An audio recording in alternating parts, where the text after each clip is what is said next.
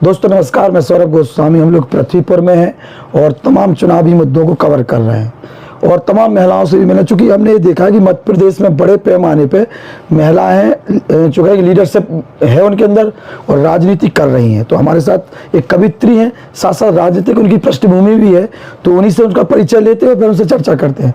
Madam स्वागत है आपका, थोड़ा सा नाम परिचय। हाँ, मैं हेमा बुखारिया, जैसा कि आपने कहा मैं कवित्री भी हूँ और साथ ही महिला मोर्चा जिला अध्यक्ष भी हूँ भारतीय जनता पार्टी से। कैसा माहौल दिख रहा है चुनाव में? बहुत अच्छा माहौल है। कवित्री की लाइन में चाहिए, ऐसा माहौल नहीं है। नहीं, कवित्री की अभी तो मेरा गला खराब है तो उस हिसाब से नहीं बताऊंगी। अभी तो हम पद्य में न रह के गद्य में ही बात करेंगे।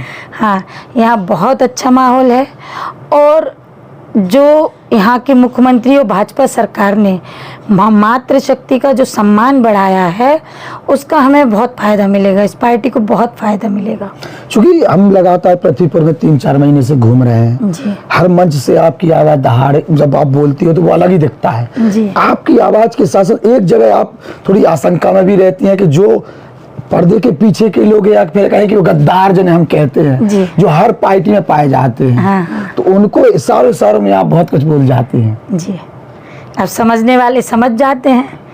मैं तो देखो, राजनीति ऐसी है कि डायरेक्ट अपन किसी से नहीं कहते हैं, लेकिन कहीं ना कहीं मैं कवित्री भी हूँ, जैसे आपने कहा आपको मेरा परिचय हुआ, तो मैं उस हिसाब से भी उनको बोल जाती हूँ और जो समझने वाले हैं वो समझ भी जाते हैं। अच्छा, बीजेपी को वोट क्यों करें लोग? अगर बीजेपी की बात की जा रही है, चूंकि चलो महिलाओं के लिए तो योजनाएं मिल गई, फिर उस बार क्यों वोट करें? युवा क्यों वोट करें? युवा, देखिए माननीय मुख्यमंत्री जी ने अभी युवाओं के लिए, इतने साल से कांग्रेस की सरकार रही, उन्होंने युवाओं के विषय में कभी कुछ नहीं सोचा। अब जो माननीय मुख्यमंत्री जी हैं शिवराज सिंह चौहान जी, उन्होंने अभी नई योजना निकाली है सीखो कमाओ, वो युवाओं के लिए ही है। और सबसे बड़ी बात है कि जब युवा सीखेगा तब भी उन्हें फ़ायदा होगा। सीखने पर भी वो उन्हें 8 से 12 हज़ार रुपया महीना देंगे कि भाई सीखो और आप अपना खर्चा भी चलाओ। और जब वो सीख जाएंगे तो उनको नौकरियां भी मिलेंगी। हाँ, अच्छा काम भी करेंगे। अब ऐसे ही युवाओं के लिए जो यहाँ के विधायक हैं डॉक्टर शिशपाल यादव, उन्होंने उद्योग केंद्र इन युवाओं के लिए ही उसकी पृष्ठभूमि तैयार की है और स्वीकृत कराया है। कुछ ही समय में वो बनके तैयार भी हो जाएगा, जिससे पृथ्वीपुर विधानसभा, जो लोग यहाँ से दिल्ली जाते थे या बाहर काम करने जाते थे, पलायन की स्थिति रहती थी, तो वो कहीं ना कहीं डॉक्टर शिशपाल यादव ने उस पलायन को ख़त्म करने का काम किया है। 1.5 साल में, 1.25-2 साल के अंदर उन्होंने ये कर दिखाया है कि अब युवा अपने परिवार के साथ रहकर ही कमाई करेगा। चूंकि जब हम लोग फील्ड में थे, लोगों से चर्चा कर रहे, चौपाल लगा रहे थे जी, तो तमाम लोगों ने कहा कि भैया हम 1.5 साल में उनके कामकाज की गणना नहीं कर सकते जी, उन्हें 5 साल कम से कम देखे, फिर कह के गुंडागिर्दी या कुछ है। हाँ। चूंकि 1.5 साल उन पे आरोप लगने लगे कि गुंडागिर्दी का बढ़ावा दे रहा है, यादव बाहुल्य क्षेत्र भी है थोड़ा सा, तो उसको लेके कहीं ना कहीं वो अपना एक पॉइंट बना रहे हैं। हाँ। तो क्या वास्तविकता में गुंडागिर्दी है? देखिए, मैं इस चीज की गवाह हूँ कि जब वो यहाँ उपचुनाव में आए थे तो लगा था कि युवा या जो युवा यादव हैं तो कहीं ना कहीं उनका वो आतंक शुरू हो जाएगा इस क्षेत्र में, लोगों को ऐसा लग रहा था। उपचुनाव में आशंकाएं, हाँ आशंकाएं थी, लेकिन डॉक्टर साहब ने राम राजा सरकार के यहाँ ये कसम खाई थी कि मैं, और उन्होंने मंच से भी बोला था कि मैं, अगर कोई यादव समाज का लड़का कुछ गलत काम करके यहाँ आएगा मेरे पास, तो मैं उसका सपोर्ट नहीं करूँगा। इस बात को आप आज से गांठ बांध लेना। और मुझे तो नहीं लगता है कि कहीं भी यादव समाज का कहीं आतंक या कुछ भी हुआ हो, कोई भय का वातावरण नहीं है। हिस्ट्री सीटर हैं यादव, रहे होंगे, अभी भी है, और वो किसी के साथ घूम भी रहे हैं। नहीं घूम रहे होंगे, लेकिन उन्होंने इतने बीच में कहीं कोई आतंक नहीं किया है। अच्छा, यादव पूरा बीजेपी में कि कांग्रेस में भी है कुछ? नहीं, देखो पार्टी है, कांग्रेस भी है, बीजेपी है, सबकी अपनी अपनी विचारधाराएं हैं। हम ये नहीं कहते कि जितना यादव समाज है वो पूरा डॉक्टर साहब के साथ है, ऐसा नहीं है। सब वर्ग का सपोर्ट है, हर वर्ग का सपोर्ट है। और मैं तो ये कहती हूँ पृथ्वीपुर विधानसभा में जितने भी बुद्धिजीवी लोग हैं और वो चाहेंगे कि हाँ इस क्षेत्र में विकास हो, तो वो निश्चित रूप से डॉक्टर शिशपाल यादव का साथ देंगे। हेमा जी, चूंकि आप महिला जिलाध्यक्ष भी हैं, दोनों विधानसभा में देख रही हैं, कैसी स्थिति है महिलाओं की खास तौर से? यहाँ पर कांग्रेस के समय में स्थिति बहुत खराब थी महिलाओं की। एक डर का भय वातावरण भी रहता था, और जब से भाजपा सरकार, और खासकर यहाँ भी पृथ्वीपुर में भी जब से भाजपा सरकार आई है, तो यहाँ वो डर का माहौल ख़त्म हो गया है। हम लोग अपने आप को बड़ा सुरक्षित महसूस करते हैं। एक समय था कि हमें झांसी से हम वापस कहीं से लौटते थे तो हमें रात में आने में डर लगता था कि पृथ्वीपुर जा रहे हैं तो ऐसा नहीं कहीं ओरछा में लुट जाएं। अपनी वाहन से आ रहे हैं तो भी हमें अपने परिवार के साथ थोड़ा अंदर भय रहता था। और आज की स्थिति ये है कि हम कहीं से लौटते हैं, ट्रेन लेट भी हुई या कुछ भी हुआ तो हम रात के 2 बजे भी पृथ्वीपुर वापस आते हैं, लेकिन हमें कहीं कोई डर नहीं। इस पृथ्वीपुर में पूरा माहौल बड़ा अच्छा महसूस होता है, अच्छा लगता है, कोई डर का वातावरण नहीं है यहाँ पर। और रही महिलाओं की बात, तो भाजपा सरकार ने मातृशक्ति को इतना सशक्त कर दिया है, और मैं तो ये कह रही हूँ कि इस चुनाव में आप देखिए रिकॉर्ड वोटिंग होगी। कहीं कहीं महिलाएं रह जाती थी कि नहीं हम वोट डालने नहीं जा रहे हैं, लेकिन इस बार ऐसा नहीं रहेगा, क्योंकि सरकार ने जो संबल दिया है मातृशक्ति को लाडली बहना योजना के अंतर्गत, उससे महिलाएं बहुत खुश हैं।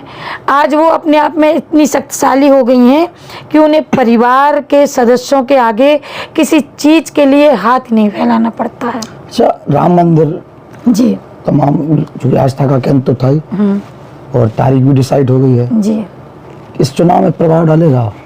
बिल्कुल डालेगा भाई। जो मैं तो ये कह रही हूँ, आपके इस चैनल के माध्यम से भी कहना चाहती हूँ कि जो सच्चा हिंदू होगा वो भाजपा को वोट करेगा। भला ही वो पहले कांग्रेस पार्टी को बिलोंग करता होगा, लेकिन अगर मन से सच्चा हिंदू होगा तो वो भाजपा को वोट करेगा, कमल का बटन दबाएगा। क्योंकि कांग्रेस में कहीं ना कहीं, अरे राम हमारे आराध्य हैं, चलो मंदिर तो हो ही गया है, 500 साल से राम भगवान तंबू में बैठे थे। एक व्यक्ति ऐसा आया जिसने आधारशिला रखी राम मंदिर की, और अब मंदिर की तारीख भी निश्चित हो गई। हमेशा कांग्रेस वालों ने कटाक्ष किया है कि मंदिर वहीं बनाएंगे मगर तारीख नहीं बताएंगे। अब तो हम भाजपा वालों ने तारीख भी बता दी कि 22 तारीख को। और मैं तो कहती हूँ आप भी सादर आमंत्रित हैं अयोध्या में कि आप भी आइए और रामलला के दर्शन कीजिए। जी जी बिल्कुल। तो ये तारीख भी निश्चित हो गई है कि 22 तारीख को भगवान वहाँ पर विराजित होंगे और हम सभी रामलला के दर्शन करेंगे। तो इसका भी प्रभाव पड़ेगा। जो सच्चा हिंदू होगा वो निश्चित कमल का बटन दबाएगा, भाजपा को वोट करेगा। क्योंकि कांग्रेस के लोग कहते हैं, जिन्हें हम अपना आराध्य मानते हैं, तो कांग्रेस पार्टी के लोग उनको रामायण को जहर बताते हैं, साइनाइड बताते हैं और सनातन धर्म को डेंगू और मलेरिया बताते हैं। आपकी बात तो कांग्रेस की लहर है मध्य प्रदेश में। आप गलत फहमी में हो। गलत फहमी में? हाँ जी। जनता जो बोल रही, देखिए यहाँ आपने पृथ्वीपुर में सर्वे किया है, दूसरा दिखता है, यहाँ माहौल दूसरा दिखता है। और नहीं, मैं तो कह रही हूँ फिर से शिवराज भैया ही आएंगे और आप देखिएगा सरकार बनेगी। निवाड़ी में कहा हो रहा जैन साहब को? जैन साहब भी जीतेंगे। हमें जो देखने में आ रहा, जो तस्वीर आ रही जी कि यहाँ के जो संगठन के लोग हैं जी, वो जैन साहब के साथ तो खड़े हैं, हाँ, लेकिन यहाँ शिषपाल के साथ खड़े नजर नहीं आ रहे। देखिए मैं आप एक खुलकर एक आपको बात बता दूं, यहाँ डॉक्टर साहब ने आकर के, शिषपाल यादव ने यहाँ आकर के सबकी दुकानें बंद कर दी, तो वो यहाँ से भाग गए। वहाँ प्रचार कर रहे गुटबाजी है भी यहाँ पे, कोई फर्क नहीं पड़ता। नेता साथ में है कि जनता साथ में शिषपाल के? देखो हमें नेता भी साथ में है और जनता भी साथ में है, मातृशक्ति खड़ी है। अच्छा, आखिरी में कोई 1-2 लाइन है जो कि सुनना चाहते हैं, जिससे थोड़ा सा अच्छा लगे, चाहे किसी लाइन पे बोल दीजिए, कभी कम से कम। भगवान, आपने राम की बात की थी तो भगवान राम के ही कुछ पंक्तियां निवेदित कर देती हूँ। ओरछा में राम राजा सरकार बैठे हैं, पंक्तियां निवेदित करती हूँ। एक्चुअली क्या है, मैं अभी क्षेत्र में इतना जा रही हूँ तो मेरा गला उतना साथ नहीं दे रहा। जी जी जी बिल्कुल। तो राम राजा सरकार के लिए कुछ पंक्तियां निवेदित करती हूँ। धर्म की ले ध्वजा कपिवर द्वारे थाम बैठे हैं, लगन लगी राम चरणों में वो आठों याम बैठे हैं। और आप चुनाव की बात कर रहे हैं ना, जी। तो ये राम राजा ही कुछ यहाँ कर्तव्य करके भी दिखाएंगे। डॉक्टर साहब के ऊपर उनका आशीर्वाद भी है।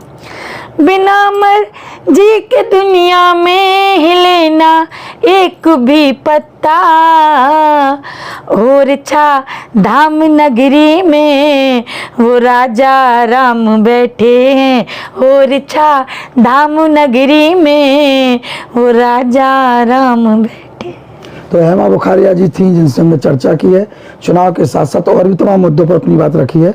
देखते हैं क्या परिणाम आते हैं। चुनावी रण में भूगोल फूंक चुका है और सभी अपनी अपनी जिम्मेदारियां निभा भी रहे हैं। बहुत बहुत धन्यवाद आपका। नमस्कार।